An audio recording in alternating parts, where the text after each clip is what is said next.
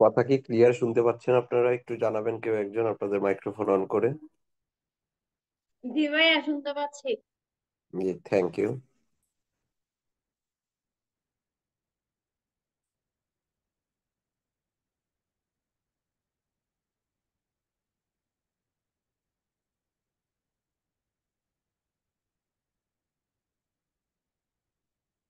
আজকে আমাদের টপিক হচ্ছে ইনফ্লামেশন, হিলিং, রিপেয়ার এন্ড হচ্ছে নিওপ্লাজম আর জেনেটিক্স। তো নিওপ্লাজম আর জেনেটিক্সটা আমরা নেক্সট নেক্সট ক্লাসে পড়বো, তার মানে মঙ্গলবার। আর আজকে আমরা যেটা দেখবো ইনফ্লামেশন, হিলিং, রিপেয়ার, শক, মানে হিমোডাইনামিক যে ডিসঅর্ডারটা এর মধ্যে শক থাকে, শকটা আসে তো আমরা ইনফ্লামেশন দিয়ে শুরু করি। প্রথমে ইনফ্লামেশনে যেটা দিয়ে শুরু করলাম সেটা হচ্ছে কোশ্চেন। এটা একবার হচ্ছে পার্ট ওয়ানে আসছিল, খুবই ইম্পর্টেন্ট একটা কোশ্চেন। সেটা হচ্ছে ব্যাকটেরিয়া কজেস অ্যাকিউট ইনফ্লামেশন। এখন অ্যাকিউট ইনফ্লামেশন আর ক্রনিক ইনফ্লামেশন, তো অ্যাকিউট ইনফ্লামেশন কি? সাধারণত যেটা দেখা যায় হচ্ছে 1 to 3 days, বা হচ্ছে অনেক সময় বলা হচ্ছে less than 2 weeks। এটা হচ্ছে অ্যাকিউট ইনফ্লামেশন। তো অ্যাকিউট ইনফ্লামেশনের জন্য কজেস কি? কখনোই এরকম আসে না যে কত মানে ডিউরেশন, সাধারণত আসেই না এই পর্যন্ত। যেটা হচ্ছে, এটা একবার পরীক্ষায় আসছে এবং এটা হচ্ছে স্মিথ একটা কোয়েশ্চেন। এই জন্য আমি স্মিথটি পাশে লিখেও রাখছি যে bacteria causes acute inflammation. Acute inflammation bacteria করে থাকে। তাহলে কোন কোন ব্যাকটেরিয়া অ্যাকিউট ইনফ্লামেশন করে?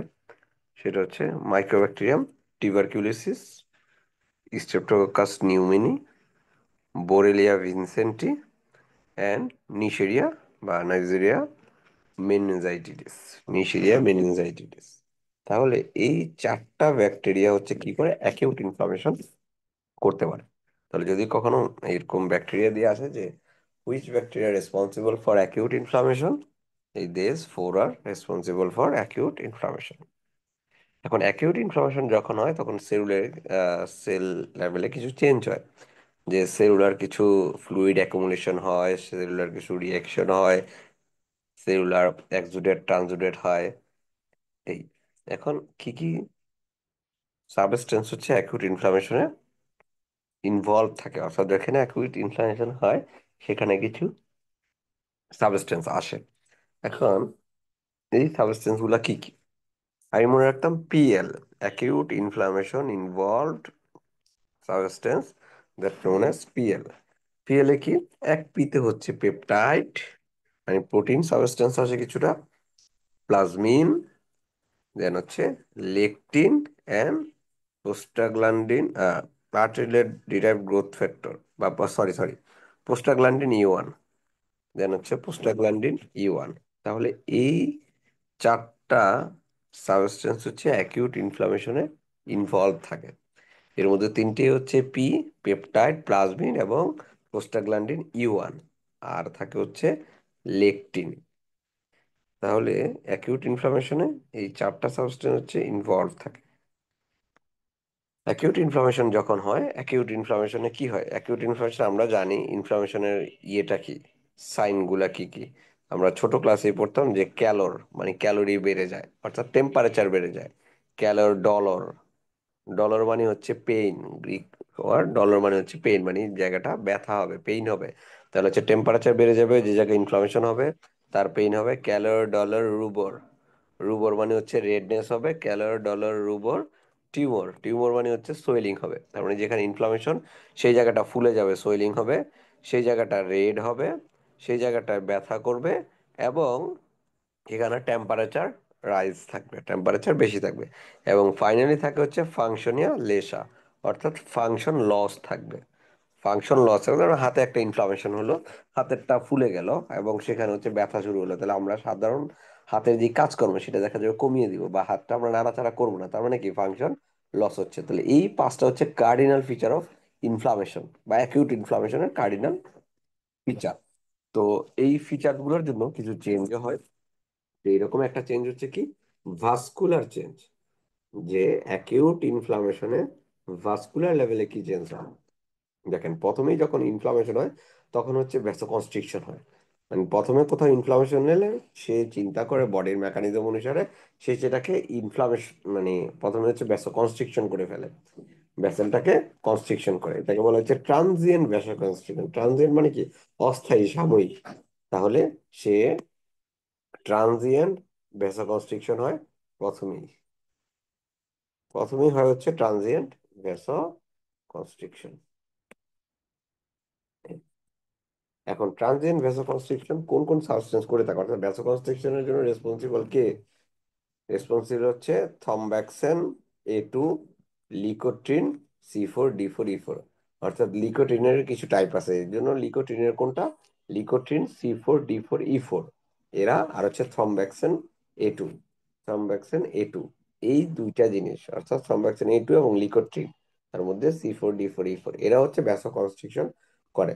এটাকে বলে এরকম যে transient vasoconstriction followed by vasodilation. তাহলে ভ্যাসো কনস্ট্রিকশন হলো, তার পরক্ষণে কি শুরু হয়ে যায়? ভ্যাসো ডাইলেটেশন, অর্থাৎ ভ্যাসেল এবার ডাইলেট হবে। ভাস্কুলারিটি বাড়ানোর জন্য ভ্যাসেল ডাইলেশন হবে, ব্লাড ভলিউম বাড়বে, বিপি যেন কমে আর কি। মানে ভ্যাসো কনস্ট্রিকশন হলে কি হবে? বিপি বেড়ে যাবে। আর ভ্যাসো ডাইলেটেশন হলে বিপিটা কমে। দেন কি হবে? যেহেতু ভ্যাসোডাইলেটেশন হচ্ছে, ইনক্রিজ আর্টারিয়াল ব্লাড ফ্লো, ভেসেলটা ডাইলেট করলো, ফলে ব্লাড ফ্লোটা বাড়বে। স্লোয়িং অফ ব্লাড ফ্লো, প্রথমে কি ইনক্রিজিং আর্টারিয়াল ব্লাড ফ্লো হলো, তারপরে কি হয়? Slowing of blood flow. এরপরে এটা ব্লাড ফ্লোটা আস্তে আস্তে কমে যাবে। কারণ যেহেতু ভ্যাসো ডাইলেটেশন হচ্ছে, বেশি ভ্যাসো ডাইলেটেশন হলে কি হবে? পেরিফেরাল পুলিং হয়, মানে হচ্ছে ব্লাড গুলো হচ্ছে পেরিফেরির দিকে থেকে যায়। মার্জিনেশন অফ লিউকোসাইট, ফাইনালি কি করবে? ওই যে এখানে হচ্ছে ইনফ্লামেশনটা, ফোকাইটা, অর্থাৎ যেখানে এই ইনফ্লামেশনের সোর্স বা হচ্ছে আছে, ওই ফোকাইয়ের মধ্যে কি হবে? লিউকোসাইট অর্থাৎ ডাব্লিউবিসি। কারণ কি আমরা বলি ডাব্লিউবিসি কি হচ্ছে বডির রবিনহুড কোষ, বডির রবিনহুড সেল। কারণ সে কি করে? চারিদিকের ভাইরাস, ব্যাকটেরিয়া বা হচ্ছে নানান রকম মাইক্রো অর্গানিজম যাই শরীরে এন্ট্রি করে, অর্থাৎ ফরেন বডি, তাদেরকে সে হচ্ছে এনগালফ করে বা কিল করে। তো এইরকম যেই জায়গাটায় হচ্ছে এই ইনফ্লামেশনটা হচ্ছে, সেখানে কি করবে? মাইগ্রেশন করবে কে? লিউকোসাইট, মানে অন্য জায়গা থেকে ডাব্লিউবিসি এসে সেখানে মার্জিনেশন করবে। মার্জিনেশন মানে কি? অর্থাৎ সিরিয়ালে হচ্ছে দাঁড়াবে তারা, এরকম মার্জিন। ধরেন এটা যদি একটা হচ্ছে সেই ফরেন বডি হয়, তাহলে এটার চারদিকে এসে তারা হচ্ছে মার্জিনেশন করে, চারিদিকে এরকম দাঁড়ায়। তাহলে এই কাজগুলা কি হয়? Vascular change. এখন ভাস্কুলার চেঞ্জের ফলে আর কি হয়? Increase vascular permeability is the hallmark of inflammation. এখন এই ভাস্কুলার পারমিয়াবিলিটি ইনক্রিজের কারণেই কিন্তু যেই জায়গায় ইনফ্লামেশন থাকে ওই জায়গাটা রেডিশ হয়ে যায়। ভাস্কুলার পারমিয়াবিলিটি যখন হচ্ছে টিস্যু লেভেলে চলে আসে ভেসেল থেকে, তখন কি হবে? এটা রেডিশ হয়ে যায়। এই জন্য বলা হচ্ছে ভাস্কুলার পারমিয়াবিলিটি কি হয়? ইনক্রিজ হয়। এবং এটা হচ্ছে একটা হলমার্ক, চিহ্ন, হলমার্ক কার? অ্যাকিউট ইনফ্লামেশনের। Neutrophil is also hallmark of acute inflammation. যদি ইনভেস্টিগেশন করে আমরা দেখি যে নিউট্রোফিল কাউন্ট বেশি, নিউট্রোফিল কাউন্ট যদি আমরা বেশি পাই, তাহলে বুঝবো এটা অ্যাকিউট ইনফ্লামেশন। তাহলে বলেন তো আপনারা, যে যদি হচ্ছে ক্রনিক ইনফ্লামেশন হয়, তাহলে কোন সেলটা বেশি থাকবে? নিউট্রোফিল বেশি থাকলে, বা নিউট্রোফিলটা ইনভলভমেন্ট হচ্ছে অ্যাকিউটে, তাহলে ক্রনিকে কে ইনভলভ আছে?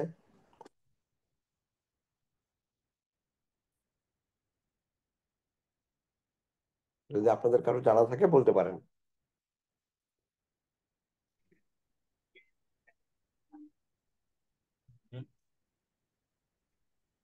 আচ্ছা, ক্রনিক হচ্ছে লিম্ফোসাইট, আমরা একটু পরেই দেখবো।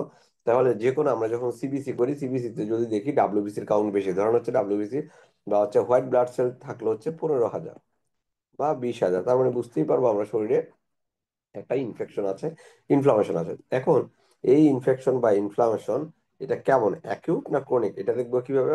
যখন হচ্ছে ওই ডিফারেন্সিয়াল কাউন্ট, মানে টোটাল কাউন্ট ডাব্লিউবিসি দিলে হচ্ছে 20,000, ডিফারেন্সিয়াল কাউন্ট মানে হচ্ছে এখন বাকিদের অবস্থান, সেখানে যদি নিউট্রোফিল দেখা যায় যে নিউট্রোফিল হচ্ছে রেজড, নিউট্রোফিল বেশি, বাট লিম্ফোসাইট ঠিক আছে, তাহলে নিউট্রোফিল বেশি মানে এটা অ্যাকিউট একটা কন্ডিশন, মানে অ্যাকিউট ইনফ্লামেশন বা অ্যাকিউট ইনফেকশন, যাই হোক অ্যাকিউট।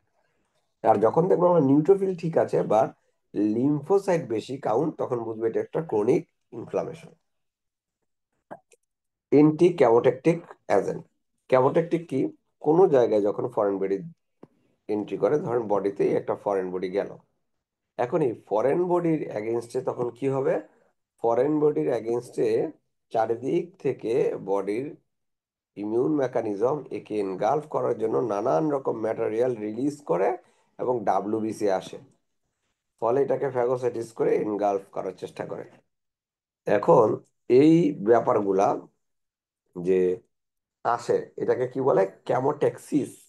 ক্যামোটেক্সিস, ক্যামো শব্দের অর্থ ধরেন হচ্ছে কেমিক্যাল, আর টেক্সিস মানে হচ্ছে, কি?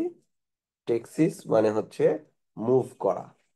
টেক্সিস মানে হচ্ছে মুভ করা, তার মানে হচ্ছে কেমিক্যাল মেডিয়েটর হয়ে সে এখানে মুভ করে, যেখানে হচ্ছে এই ফরেন বডিটা থাকে সেইখানেই হচ্ছে মিডিয়েটর গুলা আসে, এটাকে বলে ক্যামোট্যাক্সিস। তো এই ক্যামোট্যাক্সিস প্রিভেন্ট করে কারা? এটা হচ্ছে অ্যান্টি ক্যামোট্যাকটিক এজেন্ট। অ্যান্টি ক্যামোট্যাকটিক এজেন্ট হচ্ছে কাজ করে কার উপর? লিকোসাইটের উপর। লিকোসাইটের উপর কাজ করে কেন? মানে ডাব্লিউবিসির উপর যদি এটা কাজ করে, তাহলে মানে ডাব্লিউবিসি কে যদি বাধা দেয়, তাহলে ডাব্লিউবিসি আর আসতে পারে না।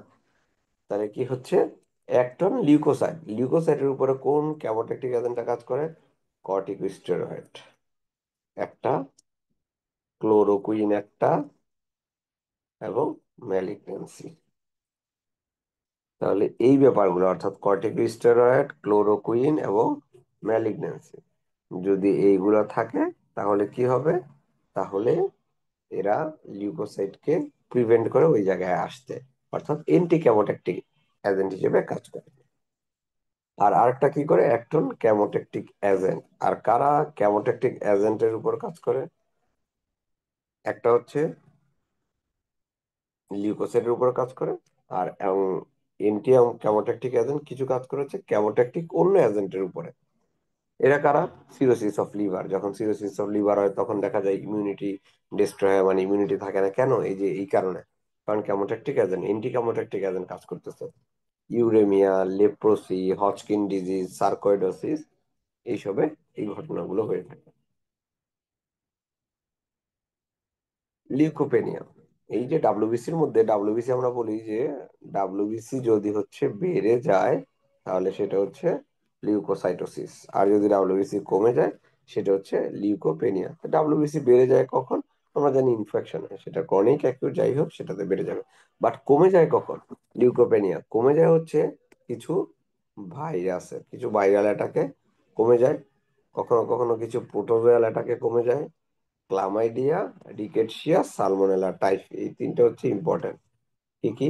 ক্লামাইডিয়া, রিকেটশিয়া, সালমোনেলা, টাইফি, এই তিনটা। এখন আসেন ক্যামোট্যাকটিক এজেন্ট কি কি। ক্যামোট্যাকটিক এজেন্ট বা ক্যামো অ্যাট্রাক্টেন্ট, মানে কেমিক্যালে যারা অ্যাট্রাকশন হয়ে ওইখানে মুভ করে। তাহলে নিউট্রোফিল, ফর নিউট্রোফিল, নিউট্রোফিলের জন্য কারা ক্যামোট্যাকটিক এজেন্ট? যেমন ব্যাকটেরিয়াল পেপটাইড অ্যান্ড লিপিড।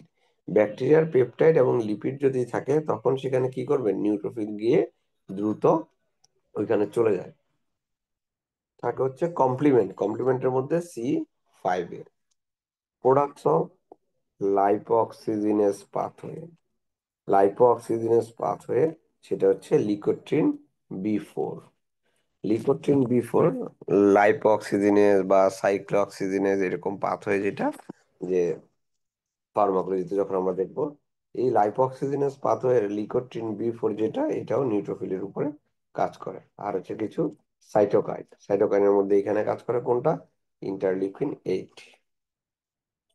তাহলে এটা সবাই কেমোট্যাকটিক আছে। এখন আপনারা যদি ইনভেরিয়েবলি ধরেন এভাবে মনে রাখতে না পারেন যে স্পেসিফিকলি নিউট্রোফিলে কোনটা কাজ করে, এটা মনে রাখতে না পারলে অ্যাটলিস্ট এটা মনে রাখবেন কেমোট্যাকটিক এজেন্ট কোনটা। তাহলে ইন্টারলিউকিন 8 বা সাইটোকাইন, এটা একটা কেমোট্যাকটিক এজেন্ট। লিকোট্রিন B4, এটা একটা কেমোট্যাকটিক এজেন্ট। কমপ্লিমেন্ট C5, এটা একটা কেমোট্যাকটিক এজেন্ট, এটা নাম।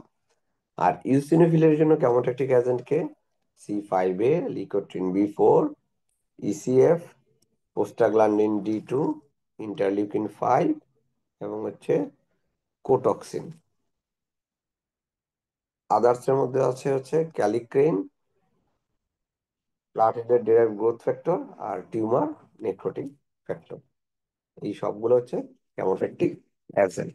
তাহলে কেমোট্যাকটিক এজেন্ট হিসেবে পরীক্ষায় আসলে যে নিচের কোনটা কেমোট্যাকটিক এজেন্ট, এগুলা মনে রাখবেন। এখন আমরা জানি দুই ধরনের ফ্লুইড হচ্ছে বডিতে পাওয়া যায় যে ইনফ্লামেটরির ব্যাপারে। একটা হচ্ছে এক্সুডেট আর আরেকটা হচ্ছে ট্রান্সুডেট। একটা হচ্ছে এক্সুডেট আর একটা হচ্ছে ট্রান্সুডেট। ঠিক আছে, এক্সুডেট আর ট্রান্সুডেট।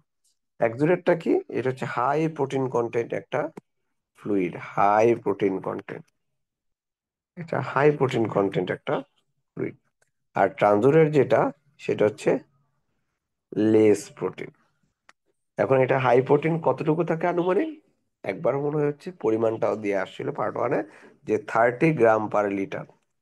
আর ইউজুয়ালি পরীক্ষা কিভাবে আসে, হাই আর লেস এরকম, বাট পরিমাণ দিয়ে খুব কম হয়ে আসে, মনে রাখার চেষ্টা করবেন। যে এক্সুডেটে কি থাকে, এটা হচ্ছে একটা প্রোটিন সাবস্টেন্স। এক্সুডেট একটা ফ্লুইড, বাট এখানে প্রোটিন ম্যাটেরিয়াল বেশি থাকে, অ্যাকিউট ইনফ্লামেশনের জন্য এরকম হয়ে থাকে। আর ট্রান্সুডেটে কি, ট্রান্সুডেটও ফ্লুইড, বাট এখানে প্রোটিন কম থাকে, লেস দেন 10 গ্রাম পার লিটার। এই এক্সুডেটটা কি থাকে, distribution of protein as in plasma. এটা হচ্ছে প্লাজমাতে থাকে, তার মানে ব্লাডে, প্লাজমাতে থাকে হচ্ছে এই এক্সুডেটটা। আর ট্রান্সুডেট থাকে হচ্ছে মেইনলি অ্যালবুমিনে।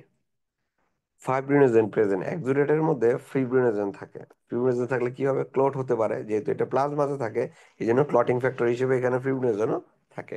বাট ট্রান্সুডেট তো থাকে হচ্ছে অ্যালবুমিনে, এই জন্য এখানে কোনো ক্লটিং ফ্যাক্টর বা ফিব্রিনোজেন থাকে না। স্পেসিফিক গ্র্যাভিটি এটাতে হচ্ছে কত, 1.020 থেকে বেশি থাকে।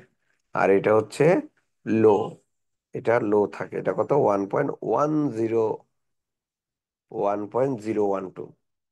তাহলে এটা হচ্ছে লো থাকে। ঠিক আছে। আর এটা হচ্ছে হাই স্পেসিফিক গ্র্যাভিটি, মোর দেন। ইনফ্লামেটরি সেল বেশি থাকবে, কারণ এটা হচ্ছে ইনফ্লামেটরি ফ্লুইড, এই জন্য এখানে ইনফ্লামেটরি সেল বেশি থাকবে। Inflammatory cells and much cell debris, inflammatory cell থাকবে এবং সেল ডেব্রিজ থাকবে, অর্থাৎ সেল যে ডিস্ট্রাকশন হচ্ছে ওইখানে সেলের ডেব্রিজও প্রেজেন্ট থাকে। আর যেখানে ট্রান্সুরিয়া থাকে হচ্ছে ফিউ সেল, সেল অল্প থাকবে এবং নিয়ারলি অল আর মেজোথেলিয়াম। মানে হচ্ছে ব্লাড ভেসেলের মিডল যে লেয়ারটা মেজোথেলিয়াম, এন্ডোথেলিয়াম মেজোথেলিয়াম এরকম। নিয়ারলি এটা হচ্ছে কি, মেজোথেলিয়াম। এইটা কেন হয় এক্সুডেটটা, যখন হচ্ছে ভাস্কুলার পারমিয়াবিলিটি বেড়ে যায়, তখন হচ্ছে ব্লাড থেকে, মানে ব্লাড ভেসেল থেকে এই প্লাজমা গুলো বাইরে চলে আসে, ফলে সেখানে ফ্লুইড অ্যাকুমুলেশন হয়। এই জন্য এটাকে বলা হয়, কেন হয় এটা, due to increase vascular permeability. কারণ ভেসেল থেকে সাধারণত পারমিয়াবিলিটি নাই দেখে বের হয় না, বাট যখনই পারমিয়াবিলিটি বেশি হয় তখনই হচ্ছে এটা বের হয়ে আসে। আর ট্রান্সুরেটটা কেন হয়, imbalance hydrostatic pressure along vascular endothelium. Hydrostatic pressure অর্থাৎ সেলের দুই পাশে, ইন্ট্রাসেলুলার আর এক্সট্রাসেলুলার দুই পাশে সেলের মধ্যে হাইড্রোস্ট্যাটিক প্রেসারের ডিফারেন্সের কারণে এই ফ্লুইডটা অ্যাকুমুলেশন হয়ে থাকে। কোথায়? ভাস্কুলার এন্ডোথেলিয়ামে, ভেসেলের ভেতরে। অকারিং ইনফ্লামেটরি কন্ডিশন, দেখো এটা কখন হয়, এটা হচ্ছে ইনফ্লামেটরি কন্ডিশন। অ্যাকিউট ক্রনিক যাই হোক, ইনফ্লামেটরি কন্ডিশনে এক্সুডেট হয়। আর ট্রান্সুডেট ইউজুয়ালি কখন, নন ইনফ্লামেটরি কন্ডিশন, যেমন নেফ্রোটিক সিনড্রোম। তাহলে এটা মনে রাখতে হবে। আপনারা মনে রাখবেন যে এই ট্রান্সুডেটটা অ্যাকুমুলেশন হয় কোথায়, নন ইনফ্লামেটরিতে, এবং সেটার একটা এক্সাম্পল হচ্ছে নেফ্রোটিক সিনড্রোম। Nephrotic syndrome. এখন এই যে বডিতে হচ্ছে কোনো ফরেন বডি যায়, বডি কি করে, সেটাকে এনগালফ করে। এখন বডি হচ্ছে দুই ভাবে এনগালফ করে। যদি কোনো সলিড ম্যাটেরিয়াল যায়, সলিড ম্যাটেরিয়ালকে যে এনগালফ করে এটাকে বলা হয় হচ্ছে ফ্যাগোসাইটোসিস। আর যদি কোনো লিকুইড ম্যাটেরিয়ালকে এনগালফ করে, তখন এটাকে বলা হচ্ছে পিনোসাইটোসিস। তাহলে ফ্যাগোসাইটোসিস মানে হচ্ছে টু ইট, আর পিনোসাইটোসিস মানে হচ্ছে টু ড্রিঙ্ক। ড্রিঙ্ক। তো এখানে ফ্যাগোসাইটোসিস যদি বলি, ফ্যাগোসাইটোসিস কিছু ধাপ আছে। কি কি? ফ্যাগোসাইটোসিস কে করে, করে হচ্ছে ডব্লিউবিসি ফ্যাগোসাইটোসিস করে। ডব্লিউবিসির মধ্যে যদি স্পেসিফিক বলি, সেটা হচ্ছে মোনোসাইট এবং হচ্ছে নিউট্রোফিল করে থাকে। তো যখন বডিতে কোনো ফরেন বডি যায়, তখন এই ডাব্লিউবিসি তাকে একে রিকগনাইজড করে যে এটা কি আমার সেলফ নাকি নন সেলফ। অর্থাৎ যেটাকে সে এনিমি হিসেবে কাউন্ট করতেছে, এটা কি তার নিজের বডির অংশ নাকি ফরেন বডি।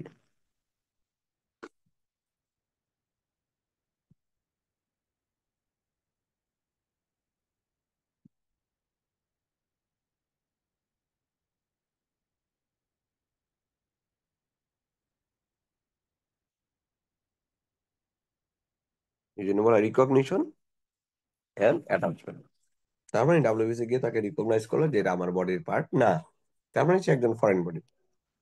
অলরেডি রিকগনিশন করলো, করেই তাকে ধরে ফেলে।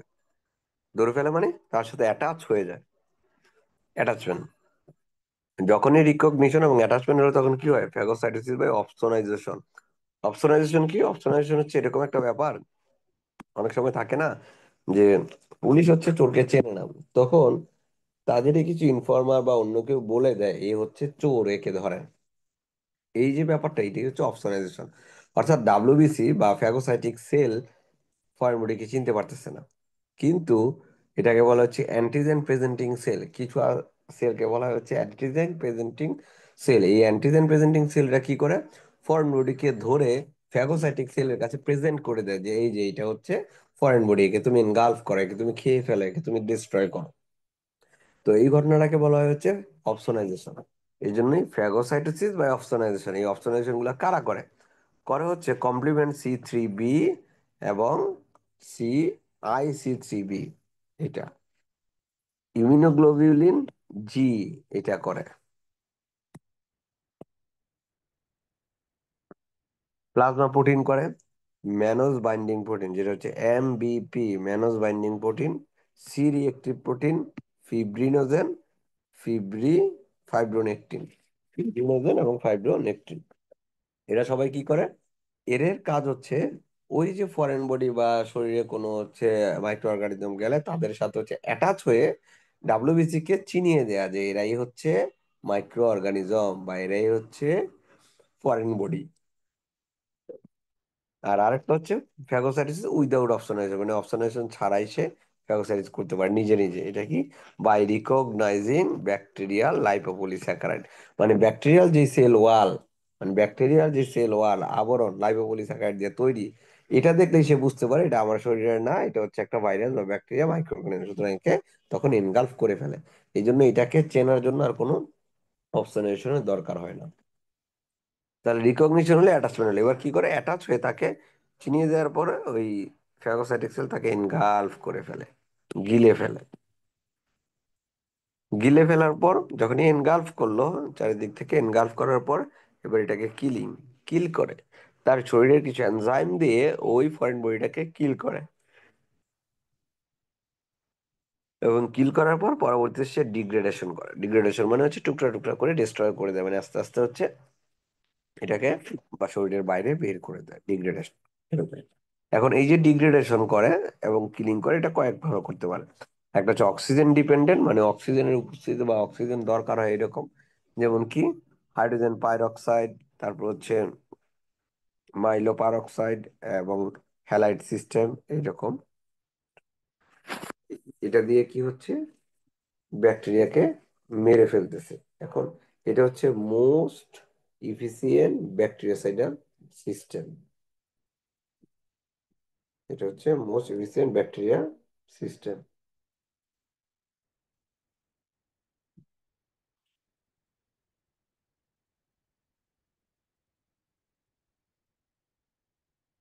ঠিক আছে, তাহলে কি হাইড্রোজেন পার অক্সাইড দেন হচ্ছে এমপিও। এমপিও যেটা সেটা কি আসলে?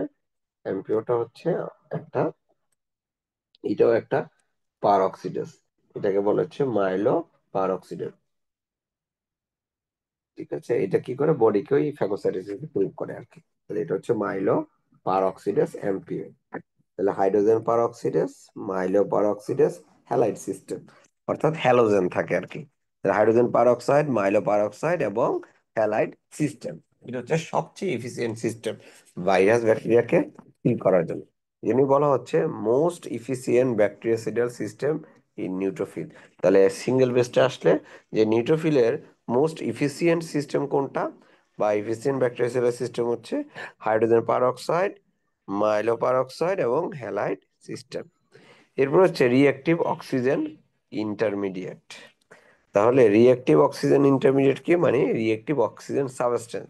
এর মধ্যে হতে পারে পিওর অক্সিজেন, হাইড্রোজেন পারঅক্সাইড এবং হাইড্রোক্সিল, এরকম আয়নগুলোও কিল করতে পারেন, এবং নাইট্রিক অক্সাইড। আর অক্সিজেন ইন্ডিপেন্ডেন্টের মধ্যে কি আছে, লাইসোজোমাল এনজাইম, অর্থাৎ লাইসোজোমে যে এনজাইম গুলা থাকে, যদি এগুলা থাকে তাহলেও কিল করতে পারে। তাহলে lysosomal enzyme, lactoferrin, BPI, bactericidal permeability increasing protein, অর্থাৎ ব্যাকটেরিয়াসিডাল পারমিয়াবিলিটি ইনক্রিজিং প্রোটিন। ব্যাকটেরিয়ার পারমিয়াবিলিটি বেড়ে যায়, ফলে ব্যাকটেরিয়ার মধ্যে ফ্লুইড অ্যাকুমুলেশন হয়ে ব্যাকটেরিয়াটা হচ্ছে ফেটে বা ডিস্ট্রাকশন হয়ে মারা যায়। ব্যাকটেরিয়াসিডাল ফ্যাক্টর, আর ব্যাকটেরিয়াসিডাল ফ্যাক্টরের মধ্যে কি, ডিফেন্সিন, লাইসোজাইম। অ্যান্টিমাইক্রোবিয়াল প্রোটিন হচ্ছে ক্যাথেলিসিডিন। তাহলে এইটা হচ্ছে ফ্যাগোসাইটোসিসের দাম। তাহলে ফ্যাগোসাইটোসিস টোটালটা হচ্ছে ওই তিনটা, যে রিকগনিশন এন্ড অ্যাটাচমেন্ট, ইনগালফমেন্ট এবং killing and degradation. Leukocyte releasing product, leukocyte অর্থাৎ ডাব্লিউবিসি যে রিলিজ হয়, এই রিলিজটা হচ্ছে এক হচ্ছে লাইসোজোমাল এনজাইম থেকে, এবং হচ্ছে রিয়েক্টিভ অক্সিজেন ইন্টারমিডিয়েট মানে অক্সিজেন সাবস্টেন্স, এই যে অক্সিজেন, হাইড্রোজেন পারঅক্সাইড, হাইড্রোক্সিল, এবং অ্যারাকিডনিক অ্যাসিড মেটাবোলাইট, অর্থাৎ অ্যারাকিডনিক পাথওয়েতে অ্যারাকিডনিক অ্যাসিড মেটাবোলাইট, অর্থাৎ অ্যারাকিডনিক অ্যাসিড মেটাবলিজম হয়ে যা থাকে অ্যারাকিডনিক অ্যাসিড মেটাবোলাইট। ট্রান্সপ্লান্ট রিজেকশন, আমরা যখন এখন এই যে ফরেন বডিকে তারা রিজেক্ট করতেছে বা ফরেন বডির এগেনস্টে হচ্ছে তার একটা পদক্ষেপ নিচ্ছে, তাহলে আমি যখন বডিতে ট্রান্সপ্লান্ট, ধরেন হিপ জয়েন্ট, নি জয়েন্ট, কিডনি ট্রান্সপ্লান্ট, এরকম বাইরে থেকে কিছু ট্রান্সপ্লান্ট করি, তখন সেইটাও তারা ফরেন বডি মানে নিজের বাইরের অংশ ধরে তার বিরুদ্ধেও তারা একটা অ্যাকশন নেয়। তখনই কি হয়, ট্রান্সপ্লান্ট রিজেকশন হয়। তো এই ট্রান্সপ্লান্ট রিজেকশন কে করে, লিম্ফোসাইট, কমপ্লিমেন্ট আর হচ্ছে সাইটোকাইন। Lymphocyte, complement, cytokine. এবার আসেন পাস, প্রায় আসে হচ্ছে পাস। পাস নিয়ে, pus is a purulent inflammatory exudate. Pus হচ্ছে একটা এক্সুডেন্ট, কারণ ইনফ্লামেশনের পরে এটা তৈরি হয়।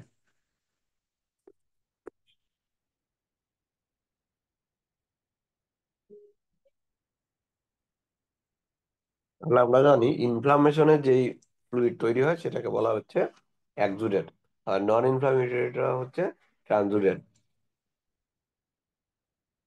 তাহলে ইনফ্লামেশনে যেটা হচ্ছে সেটা এক্সুডেন্ট, তাহলে পাস একটা এক্সুডেন্ট। এবং এটা কনসিস্ট অফ কি থাকে দেখেন, সুন্দর করে আমি হচ্ছে পয়েন্ট আকারে লেখা, যে কি কি থাকে পাসে, বা পাস কি, হেলদি লিউকোসাইট মানে নিউট্রোফিল।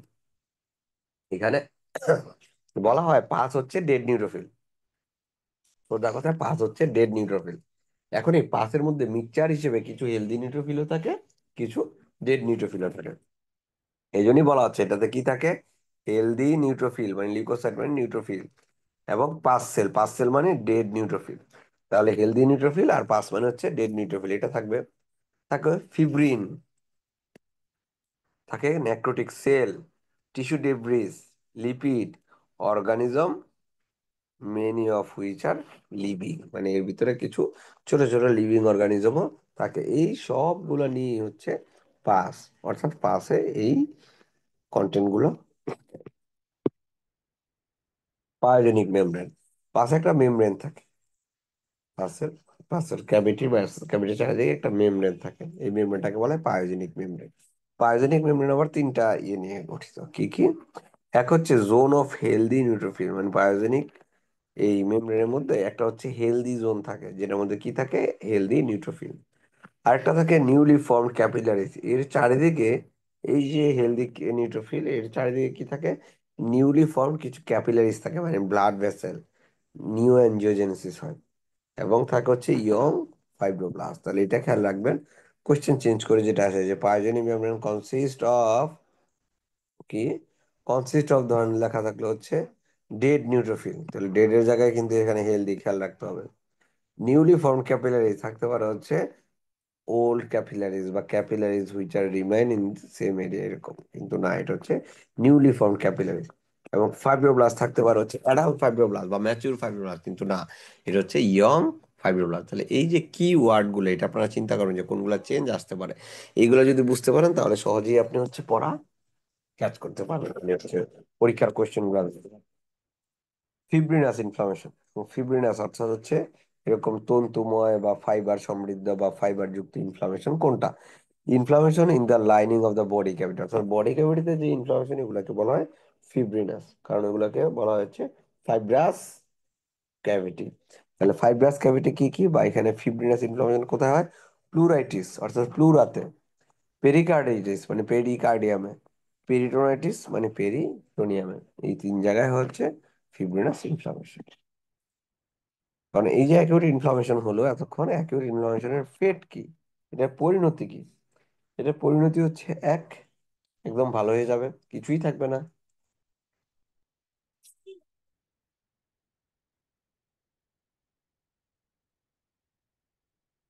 Complete resolution.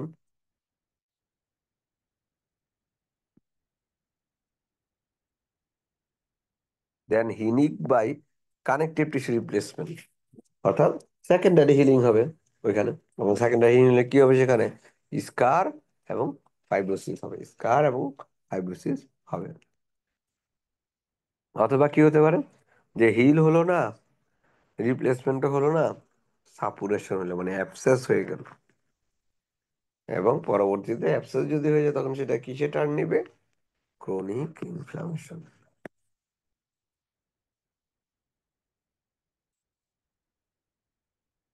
এখন আসেন এই যে মিডিয়েটর মানে কি বলে ইনফ্লামেটরি মিডিয়েটর,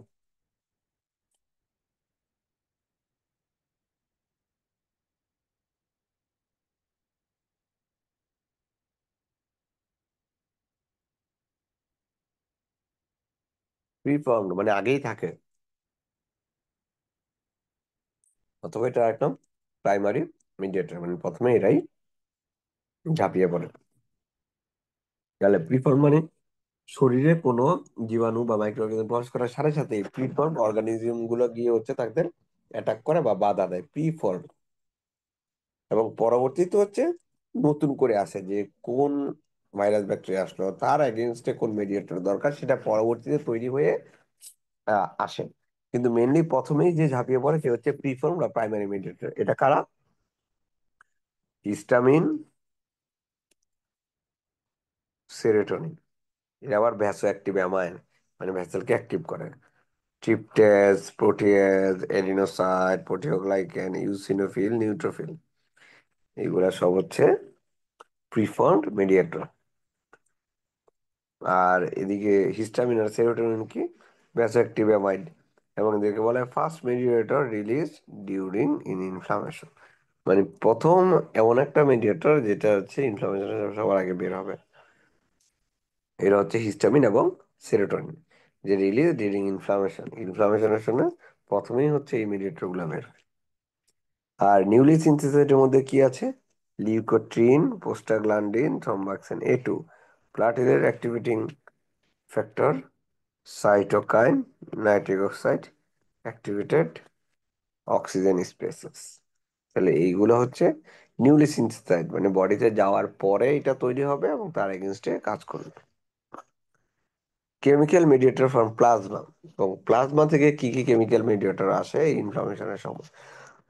আসে হচ্ছে complimentary fragment C3A, 3B, 4A, 5B, 3, 5B থেকে C5B থেকে C9। আর কাইনিনের মধ্যে হচ্ছে ব্র্যাডিকাইনিন, ক্যালিক্রেন, এটা। অ্যানাফাইলেকটিভ কজেস ভ্যাসোডাইলেশন, অর্থাৎ অ্যানাফাইলেকটিভ যে রিয়েকশনটা হয় এখানে ভ্যাসো ডাইলেটেশন হয় এবং ভাস্কুলার পারমিবিলিটিও বেড়ে যায়।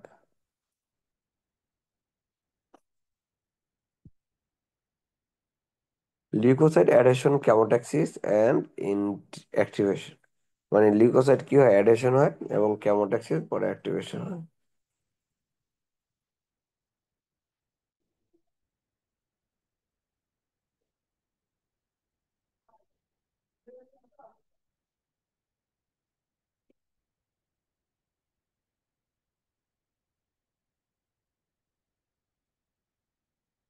তাহলে অ্যানাফাইলেকটিক শকের জন্য এরা হয়। যে অ্যানাফিলাক্টিক শকে কি হয়, C3A4A5B এটা। আর এদিকে লিউকোসাইট অ্যাডেশন কেমোট্যাক্সিস এবং অ্যাক্টিভেশন করা হচ্ছে C5A, এটা মনে রাখবেন। এটা হচ্ছে এখানে সিঙ্গেল বেস হিসেবে অনেকবার আসছে, যে কেমোট্যাক্সিস অ্যাক্টিভেশন করে কে বা লিউকোসাইট অ্যাডেশন C5A।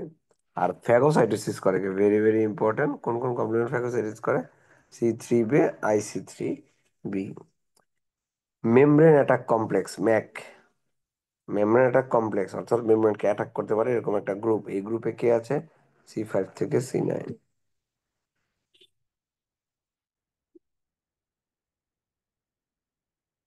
এবার হচ্ছে C5A অ্যাক্টিভেট করে কি, এটা তো অ্যাক্টিভেশন করে, অ্যাক্টিভেট অ্যারাকিডনিক অ্যাসিড মেটাবলিজম। আর ভ্যাসোডাইলেশন করে কে, ভ্যাসোডাইলেশন করে হচ্ছে prostaglandin I2D2E2, prostacyclin, histamine, serotonin, nitric oxide, bradykinin, C3A5A, PF।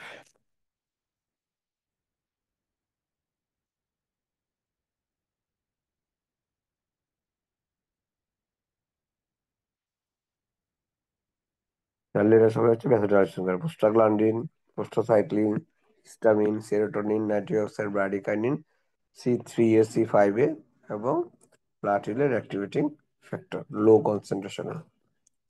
আর ভ্যাসো কনস্ট্রিকশন করে কারা, ভ্যাসো কনস্ট্রিকশন করা হচ্ছে leukotriene, C4D4E4, thromboxane A2, PF।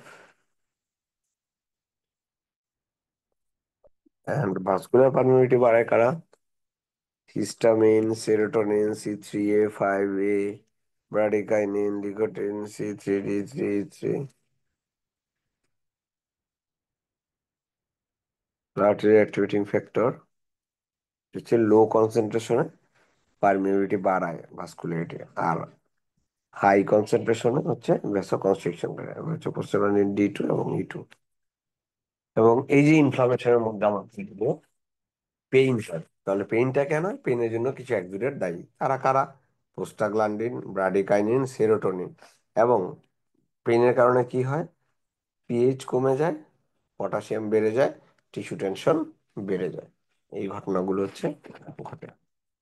আর পেনের সাথে ফিভার, মানে টেম্পারেচার যে বেড়ে যায়, এই ফিভারের জন্য কোন কোন কমপ্লিমেন্ট দায়ী, ফিভারের জন্য হচ্ছে যে কেমোট্যাকটিক এজেন্ট গুলো, সেটার মধ্যে হচ্ছে প্রোস্টাগ্ল্যান্ডিন, ব্রাডিকাইনিন এবং টেমিওনিকোটিং factor.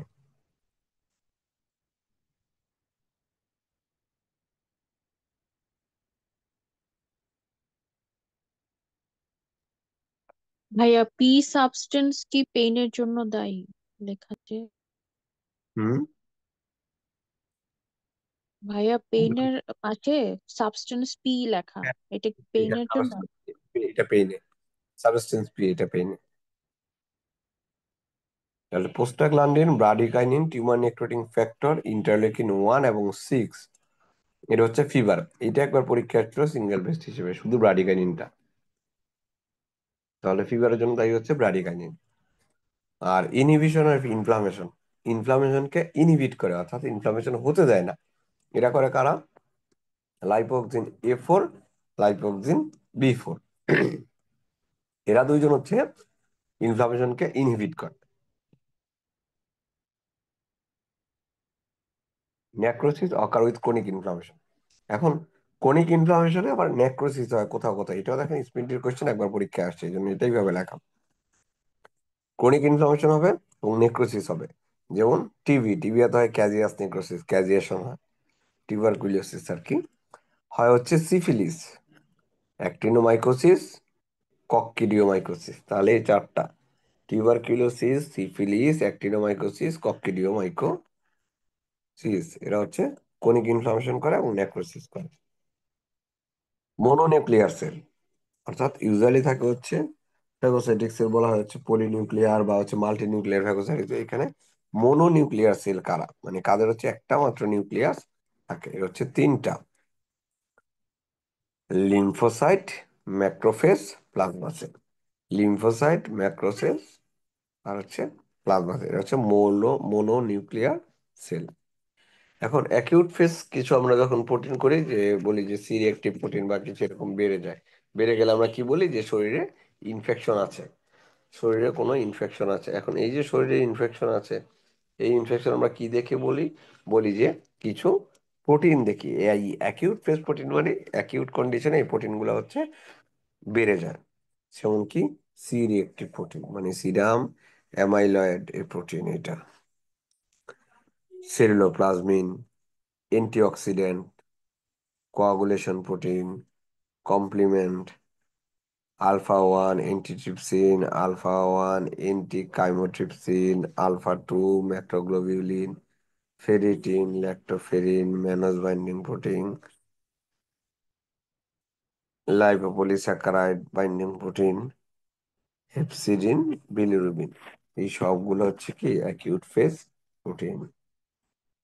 Accumulation of macrophage is a permanent histological features of lesion produced by তাহলে কি accumulation of macrophage। ম্যাক্রোফেজ যদি কোথাও অ্যাকুমুলেশন হয় তাহলে কি বোঝা যাবে? Accumulation of macrophage is a prominent histological features of lesion. এটা হচ্ছে একটা প্রমিনেন্ট হিস্টোলজিক্যাল ফিচার্স অফ লেশনের একটা প্রমিনেন্ট ফিচার। প্রডিউস বাই, এটা কে প্রডিউস করে? মানে ম্যাক্রোফেজ অ্যাকুমুলেশন কোথায় হয়, কোন ডিজিজে হয়? লিশমিনিয়াসিস মানে লিশমিনিয়া দরমানি কালাজ্বর, গৌচার্স ডিজিজ এবং লেল্টার্স সিউইস ডিজিজ। এটাও স্পিন্ডির কোয়েশ্চেন। কমপ্লিমেন্টে যে এই যে C3 C4 C5b এরকম আছে, এর মধ্যে সেন্ট্রাল মলিকুল বলা হয় C3b K. Macrophage plays dominant role in chronic inflammation. Accumulation of macrophage, macrophage জমা হয়, রিকারেন্ট মনোসাইট, রি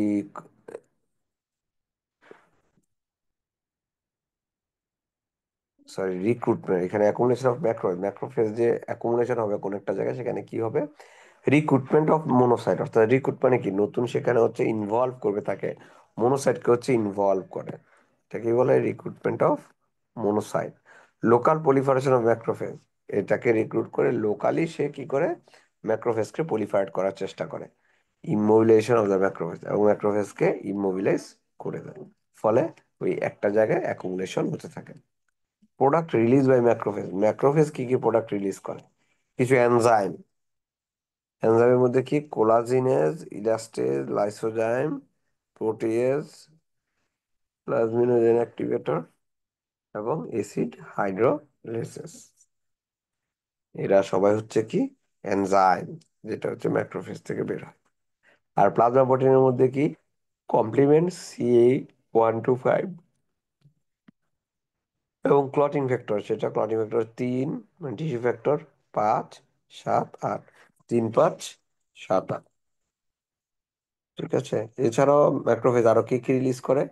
ইকোসানোয়েড, prostaglandin, reactive oxygen inhibitor, cytokine, chemokine, nitric oxide, growth factor এবং platelet activating factor.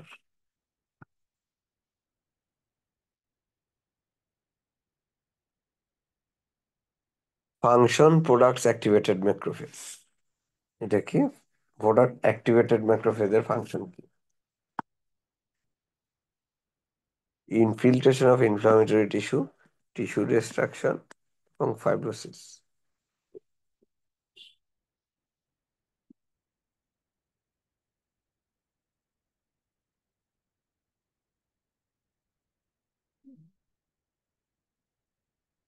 Granuloma is a focus of chronic inflammation. তাহলে দেখেন acute ইনফ্লামেশনে ছিল হচ্ছে কি যে সোয়েলিং বা পেইন এরকম, আর এখানে ক্রনিক ইনফ্লামেশনে বলা হচ্ছে কোনটা মেন জিনিস?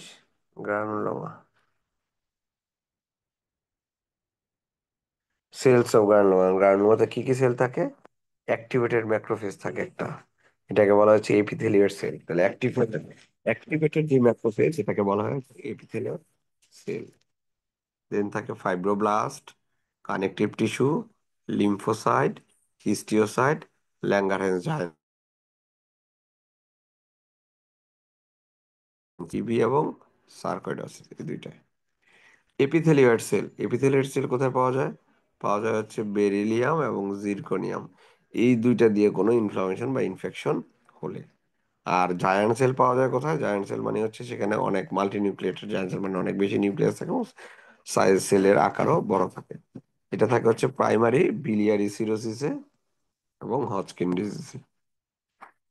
ফিজিওলজিক্যাল জায়ান্ট সেল, এটা very very important. Physiological giant cell, osteoclast, মেগাকারিওক্লাস্ট।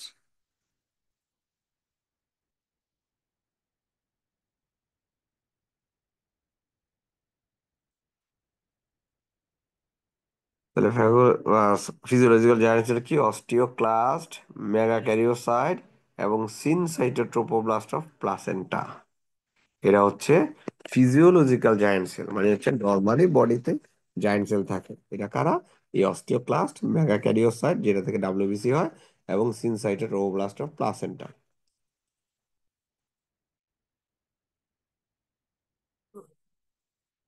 এখন ক্যাজিয়েশন এবং নন ক্যাজিয়েশন ইনফ্লামেশনের ফলে যে টিবিতে চেঞ্জ হয়, তাহলে নন ক্যাজিয়েটিং কি হয়? নন ক্যাজিয়েটিং হচ্ছে হার্ট টিউবারকল অফ টিবি। এটা হচ্ছে টিবির হার্ট টিউবারকলটা নন ক্যাজিয়েটিং। এবং টিউবারকুলেট বায়োলেপ্রোসিতে এরকম হয়: sarcoidosis, foreign body granuloma, schistosomiasis, syphilis. আর ক্যাজিয়েশন হয় কোথায়? Soft tubercle of TB, brucellosis. Suppurative অর্থাৎ পাস ফর্ম করে। পাস ফর্ম করে কোথায়? Lymphogranuloma, venereum. এটা হচ্ছে, এই ডিজিজ হচ্ছে পাস তৈরি হয়। এবং ক্যাটিসকাস ডিজিজ, এটাতে হচ্ছে পাস তৈরি হয়। পাসটা কে তৈরি করে? Gram negative bacteria. ওর পাসটা তৈরি করে gram negative bacteria.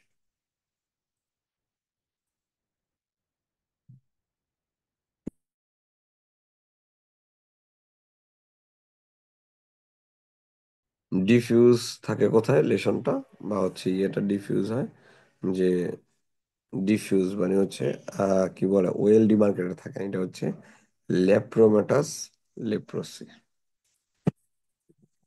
Langerhans giant cell কি? ল্যাঙ্গারহ্যান্স জায়ান্টটা হচ্ছে nuclei around the periphery in a horseshoe pattern.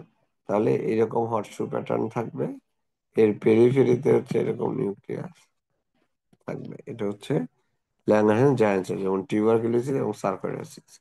R foreign body giant cell যে থাকবে হচ্ছে haphazardly scatter nucleus. CRP is not raise. এখন কোন কোন কন্ডিশনে সি রিঅ্যাক্টিভ প্রোটিন, অর্থাৎ অ্যাকুইট কন্ডিশন কিন্তু সি রিঅ্যাক্টিভ প্রোটিন বাড়ে না। এটার মিনোমিকটা কি? লুপাস হোম, leukaemia, ulcerative colitis, pregnancy and polycythaemia, anaemia, অ্যাসেলিয়ান জগরেন সিনড্রোম, হারমোন প্রামেনিয়াম।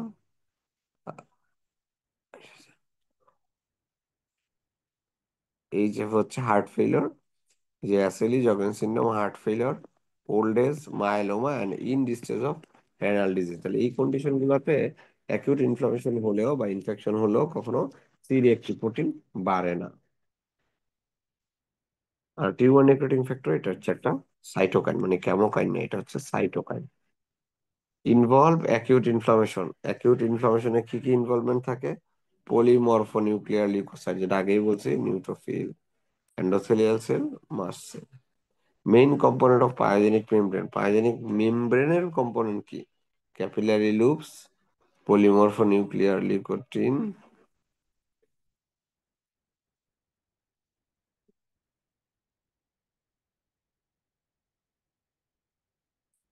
তাহলে পায়োজেনিক মেমব্রেনে থাকে হচ্ছে ক্যাপিলারি লুপস, পলিমরফোনিউক্লিয়ার লিউকোসাইট, যেটা, আর হচ্ছে ফাইব্রোব্লাস্ট। আর অ্যাকিউট সাপোরেটিভ, অ্যাকিউট এবং পাস ফর্ম হচ্ছে এই ধরনের কন্ডিশন একটাই, সেটা হচ্ছে অ্যাকিউট অ্যাপেন্ডিসাইটিস। এটা মনে রাখবেন, অ্যাকিউট অ্যাপেন্ডিসাইটিস।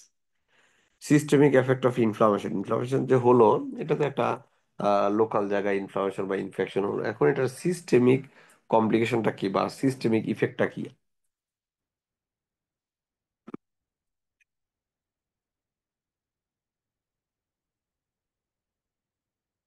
ফিভার কে করে? ইন্টারলিউকিন 1 থেকে 1 আর 6 আর প্রোস্টাগ্ল্যান্ডিন।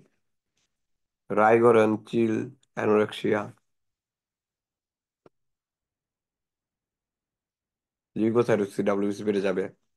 নিউট্রোফিলিয়া, নিউট্রোফিল বেড়ে যাবে। Eosinophilia, lymphocytosis, leucopenia,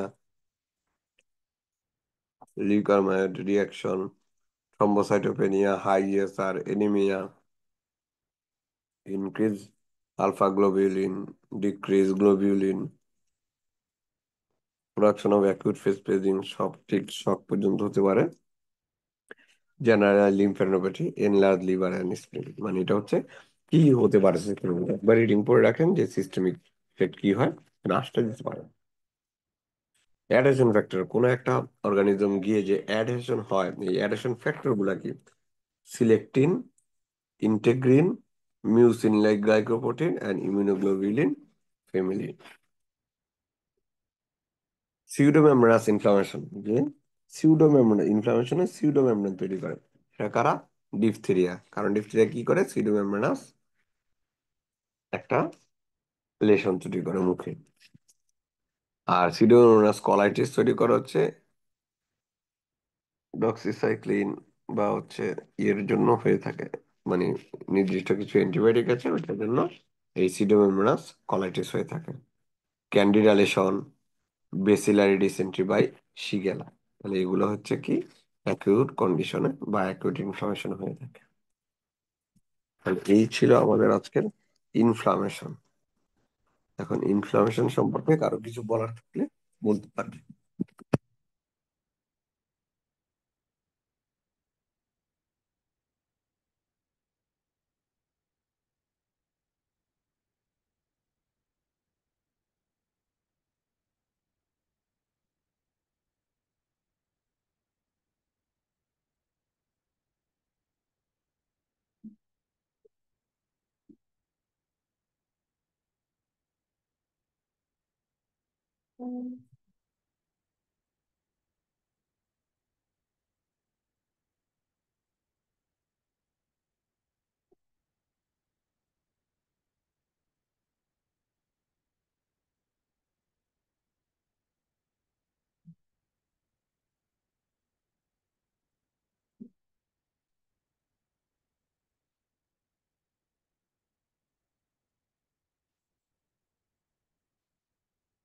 R healing and repair, healing and repair কি? অর্থাৎ ইনফ্লামেশন হলে, ইনফ্লামেশনের ফলে কোনো একটা ওন্ড হলো, এই ওন্ডটা হচ্ছে এখন হিলিং হবে এবং রিপেয়ার। তাহলে হিলিং কোথায় হয়? হিলিং হয় হচ্ছে সারফেস এপিথেলিয়ামে। তাহলে হিলিং ওয়ার্ডটা appropriate for surface epithelium. Repair হয় প্যারেনকাইমা এবং কানেকটিভ টিস্যু। অর্থাৎ এপিথেলিয়াম হয় হিল্ড আর রিপেয়ার হয় হচ্ছে কানেকটিভ টিস্যু। এখন কিছু সেল, আমরা যে হচ্ছে ওই যে কি যেন সেল সাইকেলে পড়েছিলাম যে G1 phase, G2 phase, G0 phase, এরকম। তো পার্মানেন্ট বা নন ডিভাইডিং সেল, এটা হচ্ছে G0 ফেজে থাকে, মানে কখনোই ডিভাইড হয় না বা সেল ডিভিশনে অংশগ্রহণ করে না। তারা কারা? নিউরন বা হচ্ছে নার্ভ, নিউরন বা নার্ভ। এবং তারা কারা? Heart and cardiac muscle, heart and হচ্ছে কার্ডিয়াক মাসেল, আর হচ্ছে স্কেলিটাল মাসেল। তাহলে এরা হচ্ছে কি পার্মানেন্ট বা নন ডিভাইডিং সেল। কুইসেন্ট সেল বা স্টেবল সেল, মানে এরা স্টেবল সেল, কিন্তু চাইলেই এরা সেল ডিভিশনে অংশগ্রহণ করতে পারে। এদের কি হয়? Low level of replication capacity, মানে নতুন করে যে রেপ্লিকেশন করবে এটা হচ্ছে ক্যাপাসিটি খুবই কম। They are taken to be G0 phase, তাদেরকেও ধরে নেওয়া হয় এরা G0 ফেজে আছে। এরা কারা? এরা হচ্ছে liver, fibroblast, smooth muscle, kidney, osteocyte, chondrocyte. আর কিছু সেল আছে কন্টিনিউয়াসলি হচ্ছে ডিভিশন হয়, ডিভাইডিং হয়। এরা কারা? এরা হচ্ছে majority of the surface epithelium, মানে যে কোনো কোষের surface epithelium, haematopoietic cells and cells of bone marrow. এবং বোন ম্যারোর যে সেল বা হিমাটোপয়েটিক অর্থাৎ ব্লাড সেল তৈরি করার যে স্টেম সেল, এদের ক্ষেত্রে কন্টিনিউয়াসলি হয়ে থাকে। গ্রানুলেশন টিস্যু, এটা কিসের হলমার্ক? হিলিং এর একটা হলমার্ক। যদি গ্রানুলেশন টিস্যু দেখা যায় তাহলে বুঝতে হবে হিলিং হচ্ছে, হিলিং শুরু হয়েছে। এবং কোনো জায়গায় হিলিং যখন হবে বা নতুন টিস্যু হবে তখন সেখানে কি হয়? নিউ অ্যাঞ্জিওজেনেসিস, মানে নতুন ব্লাড ভেসেল শুরু হয়, অ্যাঞ্জিওজেনেসিস। তো অ্যাঞ্জিওজেনেসিস এই ইনডিউসড হয় কি দিয়ে? Vascular endothelial growth factor, angiopoietin 1, basic fibroblast growth factor,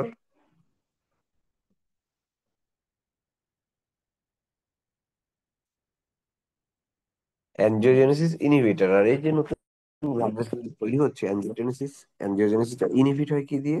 অ্যাঞ্জিওপয়েটিন 2 দিয়ে। অ্যাঞ্জিওপয়েটিন 2 দিয়ে। আর অ্যাঞ্জিওজেনেসিস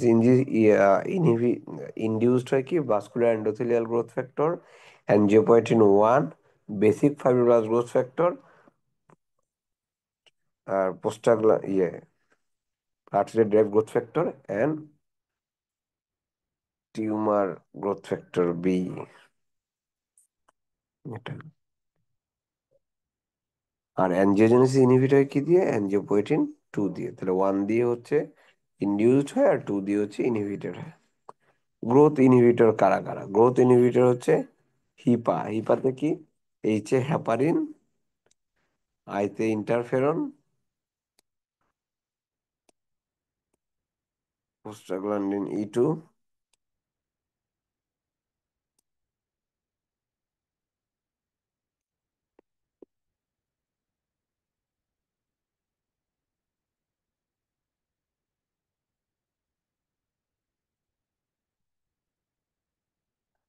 প্রোস্টাগ্ল্যান্ডিন E2।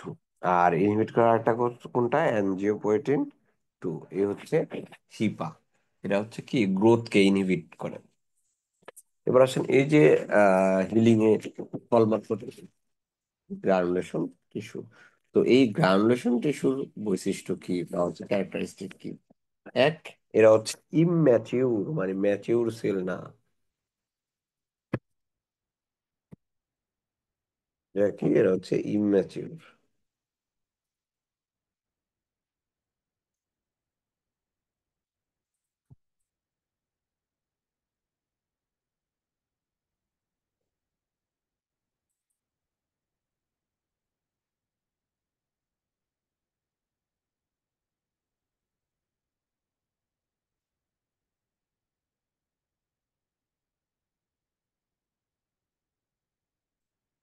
এরা ইম্যাচিউর টিস্যু, এবং এখানে যেটা থাকে সেটা হচ্ছে এই টিস্যু গুলা কি? মেজেনকাইমাল অরিজিন, কানেকটিভ টিস্যু। এই তাহলে গ্রানুলেশন টিস্যু হচ্ছে মেজেনকাইমাল টিস্যু বা কানেকটিভ টিস্যু, এবং এটা হচ্ছে immature. Content type 3 collagen fibre. এটা ভেরি ভেরি ইম্পর্টেন্ট, যে কোলাজেন ফাইবার, কোন টাইপের কোলাজেন ফাইবার থাকে এই কানেকটিভ টিস্যুতে বা হচ্ছে গ্রানুলেশন টিস্যুতে? তাকে হচ্ছে টাইপ 3। এবং এটার কালারটা কেমন? পিঙ্ক, সফট, গ্রানুলার একটা অ্যাপিয়ারেন্স। এটা থাকে হচ্ছে রেডিশ পিঙ্কের মতো, এবং সফট গ্রানুলার একটা অ্যাপিয়ারেন্স। ইজিলি ব্লিড, মানে টাচ করলে ব্লিড করে। Easily bleed on touch due to rupture of new capillary. যেহেতু এখানে নতুন অ্যাঞ্জিওজেনেসিস হয়, নিউ ব্লাড ভেসেল থাকে, সুতরাং টাচ করলে সেটা কি হয়? রাপচার হয়। ইনসেন্সিবল, এখানে কোনো নার্ভ সাপ্লাই থাকে না, এই জন্য এটা ইনসেন্সিবল, এই যে lack of nerve supply. Resistant to infection, as a monocyte form a coat on surface. Granulation টিস্যুতে সাধারণত ইনফেকশন হয় না, এটা রেজিস্ট্যান্ট। কেন রেজিস্ট্যান্ট? কারণ এটার মধ্যে মনোসাইটের একটা কোটিং থাকে সারফেসে, এই কারণে সেখানে আর কোনো অর্গানিজম গ্রো করতে পারে না। Seen beneath the scab of skin wound, এটা জাস্ট দেখা যায় কি? স্কিন উন্ডের নিচে, মানে উন্ডের নিচেই হচ্ছে গ্রানুলেশন টিস্যুটা থাকে। তাহলে গ্রানুলেশন টিস্যু কোথায় কোথায় পাওয়া যায়? গ্রানুলেশন টিস্যু পাওয়া যেতে পারে হচ্ছে উন্ডে, আলসারে, সাইনাস ট্র্যাক্টে, pyogenic granuloma, fistula, wall of abscess end edge of granuloma. এখন এই জিনিসটা ভালো করে খেয়াল রাখবেন। ওয়াল অফ অ্যাবসেস অর্থাৎ অ্যাবসেসে গ্রানুলেশন টিস্যু থাকে, বাট অ্যাবসেসের কোন জায়গায় থাকে? ওয়াল অফ অ্যাবসেস। আর গ্রানুলোমাতে কোথায় থাকে? Age of granuloma. এই দুইটা জিনিস ওয়াল অফ অ্যাবসেসে থাকে, এবং গ্রানুলোমা। যদি এমসিকিউ আসে এবং ওয়াল দেয়া না থাকে, ওয়াল অফ অ্যাবসেস না থাকে, তখন আপনার শুধু অ্যাবসেস থাকে, শুধু অ্যাবসেসে রাইট দিবেন, অসুবিধা নেই। মোর ট্রমা আর ইনজুরি মানে যত ইনজুরি হবে বা যত ট্রমা হবে, বেশি ট্রমা হলে কি হবে, উনটা বড় হবে। উন যদি বড় হয় সেখানে গ্রানুলেশন টিস্যু কি কম হবে না বেশি হবে? বেশি হবে। গ্রানুলেশন টিস্যু যদি বেশি হয় তাহলে সেখানে স্কার ফরমেশন বেশি হবে, কারণ সেকেন্ডারি ক্লোজার হচ্ছে বা সেকেন্ডারি হিলিং হচ্ছে ফর স্কার ফরমেশন হবে। ওন্ড হিলিং এর কি কি ফেজ থাকে? থাকে হচ্ছে lag phase, inflammatory phase, proliferative phase, then হচ্ছে maturation or remodelling phase, finally হচ্ছে ওন্ড কন্ট্রাকচার ফেজ। এই পাঁচটা ফেজ নিয়ে হচ্ছে একটা ওন্ড হিলিং হয়ে থাকে।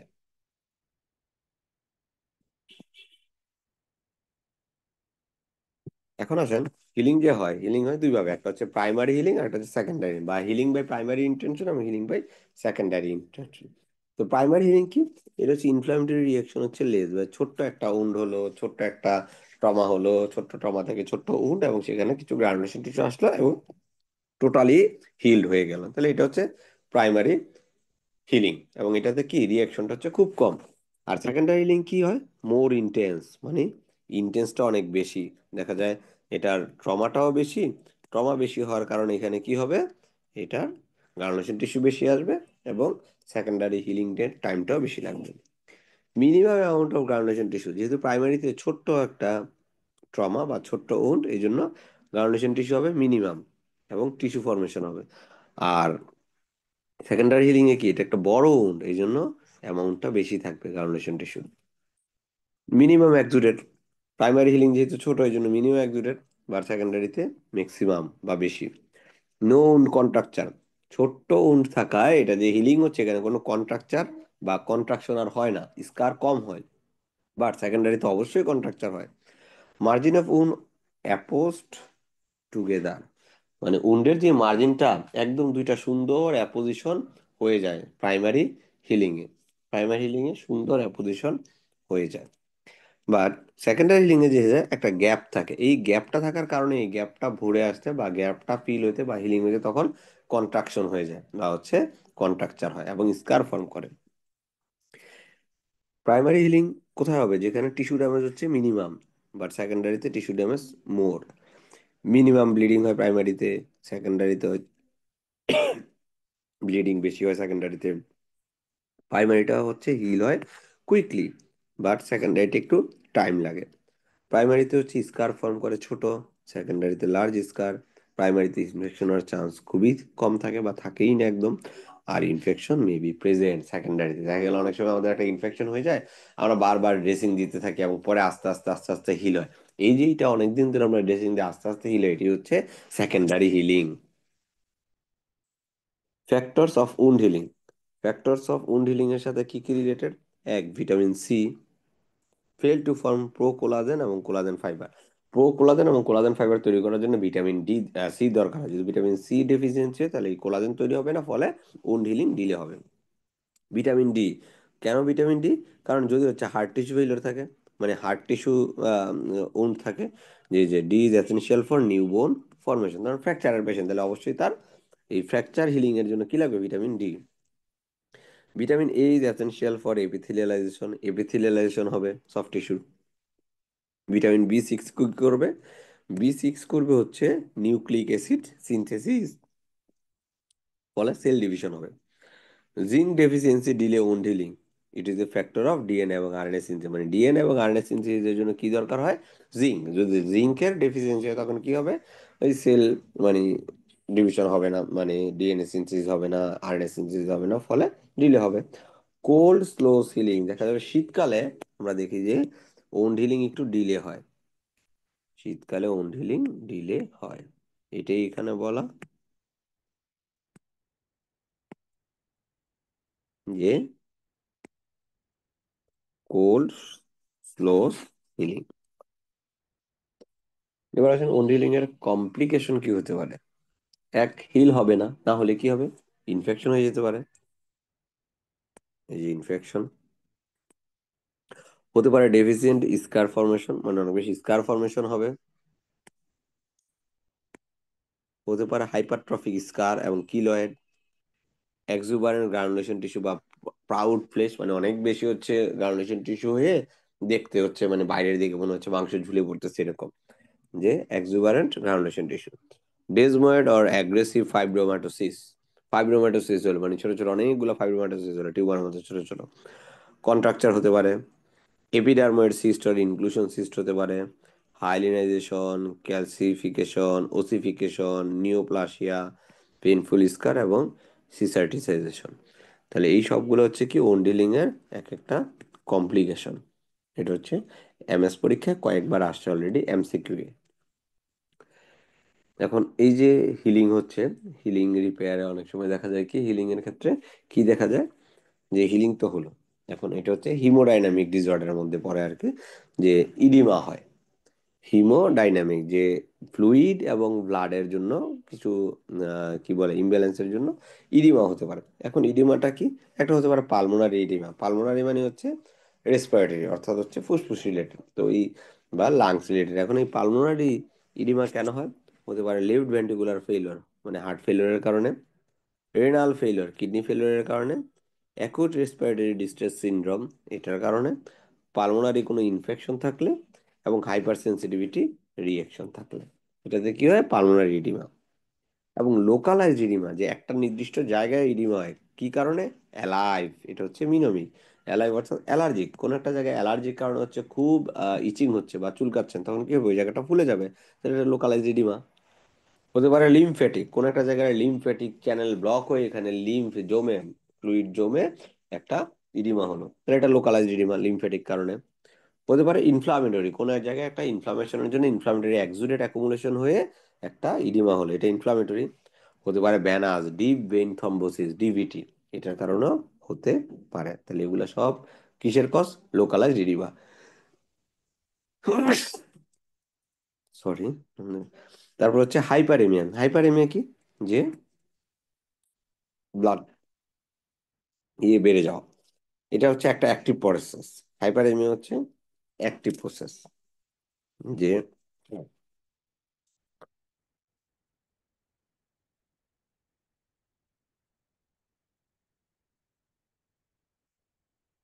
ঠিক আছে, হাইপারমিয়া হচ্ছে কি অ্যাক্টিভ প্রসেস। হাইপারমিয়া ব্যাপারটা কি, মানে যখনই হচ্ছে ব্লাড ফ্লোটা বেড়ে যায়, ঠিক আছে, এটা একটা কন্ডিশন যেখানে হচ্ছে ব্লাড ফ্লোটা ইনক্রিজ হয়ে যায় স্পেসিফিক একটা পার্ট অফ বডিতে।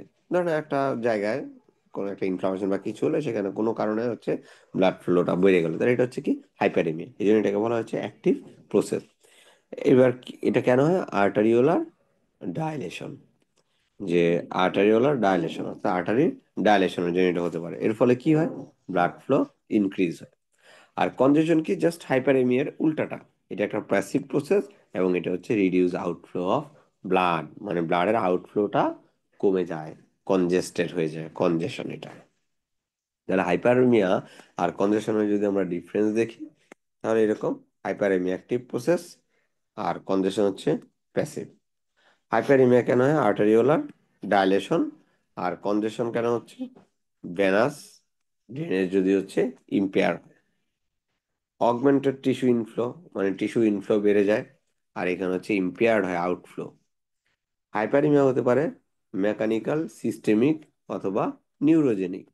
আর কনজেশন কি অবস্ট্রাকটিভ। হাইপারএমিয়া হলে যেহেতু ব্লাড ফ্লো বাড়তেছে রেড কালার হবে, আর এখানে কনজেশন হলে সায়ানসড বা ব্লু রেড বা পার্পল হবে। Skeletal muscle in exercise febrile states, তাহলে হাইপারমিয়া কখনো স্কেলেটাল মাসেল এক্সারসাইজের সময় অথবা ফেব্রাইল স্টেটসে, মানে যখন জ্বর বা হচ্ছে টেম্পারেচার বেশি থাকবে তখন। আর এটা হয় কখন, কনজেশন অবস্ট্রাকশনে। হাইপারমিয়া হতে পারে প্যাথোলজিক্যাল, হতে পারে ফিজিওলজিক্যাল। আর কনজেশন অলওয়েজ প্যাথোলজিক্যাল, এটা মনে রাখতে হবে, কনজেশন কি always pathological.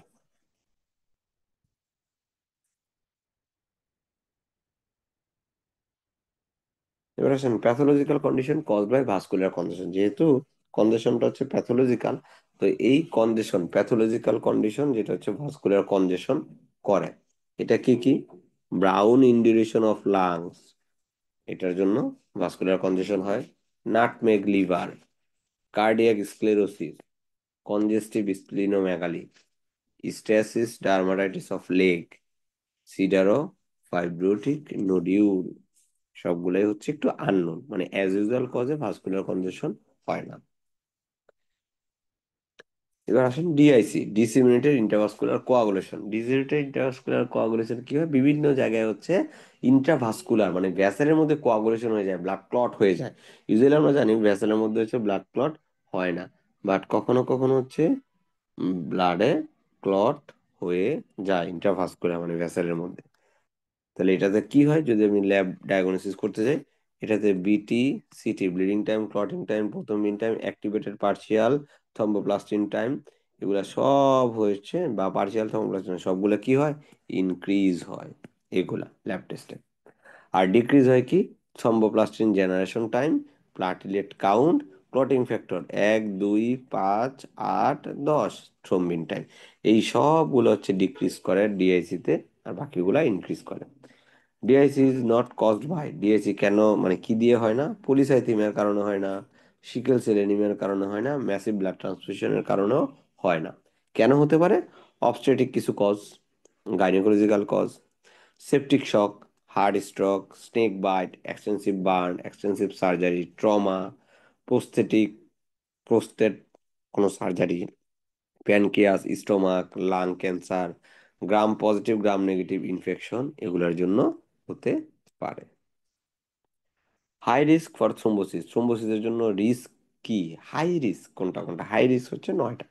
Prolong bed rest যদি থাকে মানে ইমোলেশন থাকে, মায়োকার্ডিয়াল ইনফার্কশন থাকলে, অ্যাট্রিয়াল ফিব্রিলেশন, টিস্যু ইনজুরি হতে পারে, সার্জারি, ফ্র্যাকচার, বার্ন এরকম, cancer, prosthetic, cardiac bulb, DIC, heparin induce thrombocytopenia, thrombocytopenia এবং অ্যান্টিফসফোলিপিড অ্যান্টিবডি সিনড্রোম।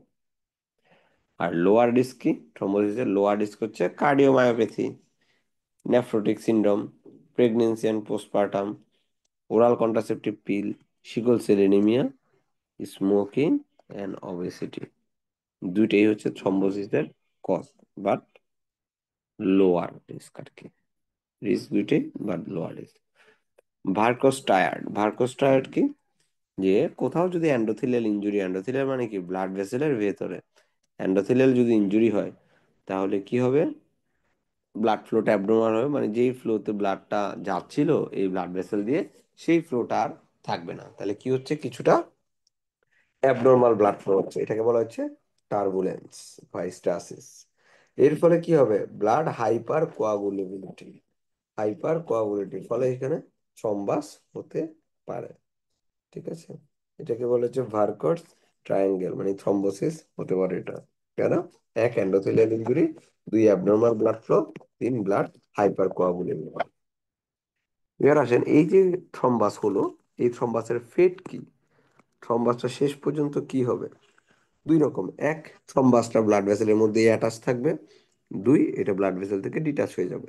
যদি অ্যাটাচ থাকে, অ্যাটাচ থেকে সে কি হতে পারে, লাইসিস মানে টোটাল রিজলিউশন হতে পারে, প্রোপাগেশন আরো সে প্রোপাগেট করতে পারে, এবং অর্গানাইজেশন হতে পারে। অর্গানাইজেশনের মধ্যে কি কি অর্গানাইজেশন করতে পারে, রিক্যানালাইজেশন হতে পারে, হাইলিনাইজেশন হতে পারে, ক্যালসিফিকেশন হতে পারে, ওসিফিকেশন হতে পারে।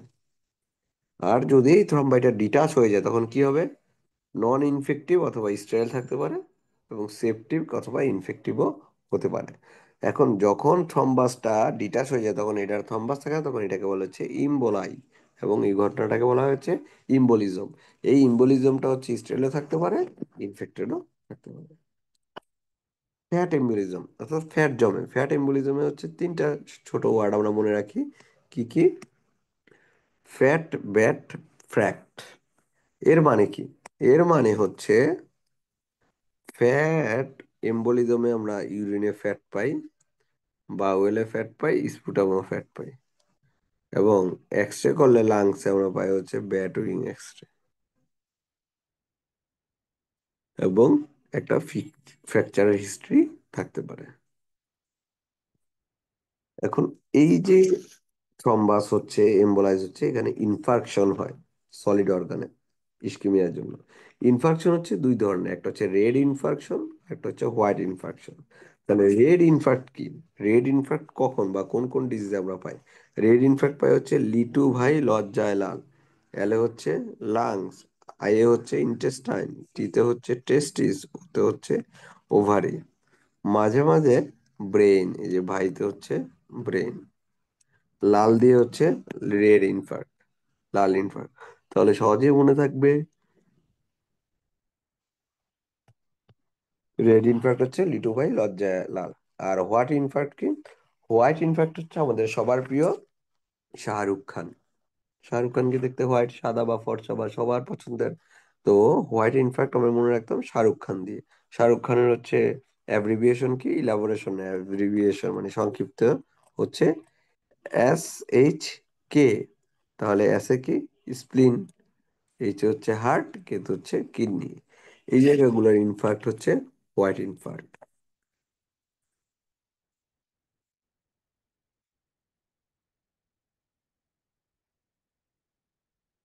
ঠিক আছে, এরপর হচ্ছে শক। শক জানি হচ্ছে আমরা ব্লাডের যদি হচ্ছে যে বডিতে ব্লাড সাপ্লাই কমে যায় তখন সেটা হচ্ছে শক হয়। তো সেটা হচ্ছে কয়েকটা স্টেজ। এক হচ্ছে নন প্রোগ্রেসিভ, মানে প্রোগ্রেস আর হচ্ছে না, মানে শক আর মানে শক আর খারাপের দিকে যাচ্ছে না। অথবা এটার আর একটা নাম হচ্ছে কম্পেনসেটেড, এটাকে কম্পেনসেশন করা যাবে, কম্পেনসেটেড। দুই নম্বর হচ্ছে প্রোগ্রেসিভ, যে না এখানে শকটা আরো প্রোগ্রেশন হচ্ছে, মানে খারাপের দিকে যাচ্ছে, এটাকে বলা হচ্ছে ডিকম্পেনসেটেড, এটা ডিকম্পেনসেটেড। এখন প্রোগ্রেসিভ কেন হচ্ছে? প্রোগ্রেসিভের বা প্রোগ্রেসিভ কি ঘটনা ঘটে? টিস্যু হাইপোপারফিউশন থাকে, tissue hypoxia, metabolic acidosis, anaerobic glycolysis, lactic acidosis. এবং অ্যাসিডোসিস যেহেতু হচ্ছে পিএইচটা অটোমেটিকলি কমে যাবে। তাহলে এই ঘটনাগুলো ঘটে হচ্ছে প্রোগ্রেসিভে বা ডিকম্পেনসেশন। তাহলে এটা খেয়াল রাখবেন, ডিকম্পেনসেশন এটা কি বল লাগে? মেটাবলিক অ্যাসিডোসিস এবং অ্যানারোবিক গ্লাইকোলাইসিস, এই দুইটা জিনিস, বা মেটাবলিক অ্যাসিডোসিস। আর তিন নম্বর হচ্ছে ইরিভার্সিবল। ইরিভার্সিবল মানে হচ্ছে এবার একদম খারাপ পর্যায়ে চলে গেছে আর রিভার্স করা যাবে না, এটা হচ্ছে ইরিভার্সিবল। এই আসেন এবার এন্ডোক্রাইন শক কি? এন্ডোক্রাইন শক হচ্ছে এন্ডোক্রাইনের সিভিয়ার ইমব্যালেন্সমেন্ট। এটা কখন হয়? মিগজেমা, মিগজেডেমা, কোমা, হাইপোথাইরয়েডিজম, থাইরয়েডসিস, এডিসন ডিজিজ। এরা সবাই হচ্ছে শক করে, কিন্তু এগুলো হচ্ছে অ্যান্ড্রোকাইন রিলেটেড, মানে হরমোন রিলেটেড, এদের নাম দেওয়া হয়েছে অ্যান্ড্রোকাইন শক। আর একটা হচ্ছে কি ডিস্ট্রিবিউটিভ শক। ডিস্ট্রিবিউটিভ শক মানে শকের যদি প্রকারভেদের মাধ্যমে এখানে কিছুটা ক্লাসিফিকেশন, যে অ্যান্ড্রোকাইন শক দিল। এবার ডিস্ট্রিবিউটিভ শক, যে চারিদিকে ডিস্ট্রিবিউট হয়, যেমন সেপটিক শক, এটা চারিদিকে সারাসারি ছড়িয়ে পড়ে। নিউরোজেনিক আর স্পাইনাল শক, অ্যানাফাইলেকটিক শক। কার্ডিওজেনিক শক, কার্ডিওজেনিক শকে কি থাকে?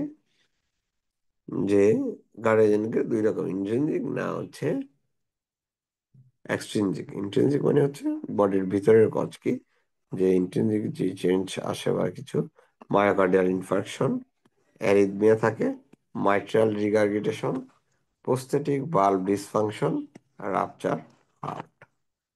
আর এক্সট্রিনজিকের মধ্যে কি অ্যাকিউট ম্যাসিভ পালমোনারি এম্বোলিজম এবং কার্ডিয়াক টেম্পোনেট।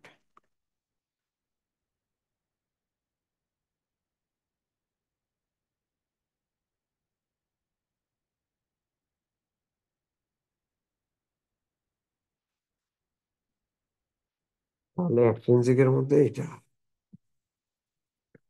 কার্ডিয়াক টেম্পোনেন্টটা মনে রাখেন, কারণ দেখা যায় কার্ডিয়াক টেম্পোনেন্ট নামটা শুনলেই মনে হয় এটা কার্ডিয়াকের ভেতরের অংশ, ফলে এটা ইন্ট্রিনজিক হবে, বাট না, এটা হচ্ছে এক্সট্রিনজিক। তাহলে এই ছিল আমাদের হিলিং আর রিপেয়ার। তাহলে আজকের হিলিং, রিপেয়ার, ইনফ্লামেশন এই সম্পর্কে কারো কোনো কোয়ারি থাকলে বলতে পারেন। আর পিডিএফটা একটু পরে আমি আপনাদের গ্রুপে দিয়ে দেবো ইনশাল্লাহ।